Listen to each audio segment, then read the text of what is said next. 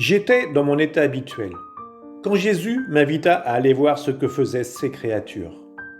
Je lui dis, mon adorable Jésus, ce matin, je n'ai pas envie d'aller voir à quel point on t'offense.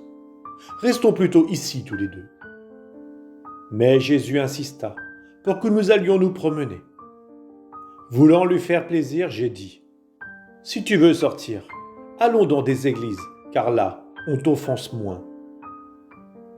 Nous nous sommes donc rendus dans une église, mais là aussi, il était offensé, même plus qu'ailleurs, non pas parce qu'on y commet plus de péchés qu'ailleurs, mais parce que les offenses qui y sont commises proviennent de ses bien-aimés. De ceux-là même qui devraient se dépenser corps et âme pour son honneur et sa gloire. Voilà pourquoi ces offenses blessent si profondément son cœur. J'ai vu des âmes dévotes qui, à cause des préoccupations futiles, ne s'étaient pas bien préparées à la communion. Au lieu de penser à Jésus, leur esprit était occupé par des vétiles. Ah, comme Jésus a pitié de ces âmes, qui s'apitoient sur elles-mêmes. Elles fixent leur attention sur des bagatelles, sans le moindre regard pour Jésus. Jésus me dit, « Ma fille, vois comme ces âmes m'empêchent de déverser mes grâces en elles. Je ne m'arrête pas aux bagatelles, mais à l'amour avec lequel on vient à moi. Au lieu de se préoccuper des choses de l'amour, ces âmes s'attachent à des fétus de paille.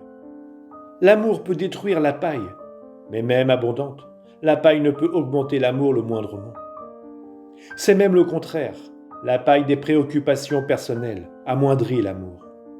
Le pire pour ces âmes, c'est qu'elles deviennent perturbées et perdent beaucoup de temps. Elles aiment passer des heures à parler avec leur confesseur de toutes ces vétilles, mais ne prennent jamais de courageuses résolutions pour surmonter ces futilités. Et que devrais-je dire, ma fille, au sujet de certains prêtres ? On peut dire qu'ils agissent de façon quasi satanique, en devenant des idoles pour les âmes qu'ils dirigent. Oh oui, ce sont surtout ces fils qui transpercent mon cœur, car si les autres m'offensent davantage, ils offensent les membres de mon corps, tandis que cela m'offense là où je suis le plus sensible, c'est-à-dire au plus profond de mon cœur. Comment décrire les tourments de Jésus ? En disant ces mots, il pleurait amèrement. J'ai fait de mon mieux pour le consoler. Puis ensemble, nous sommes revenus à mon lit.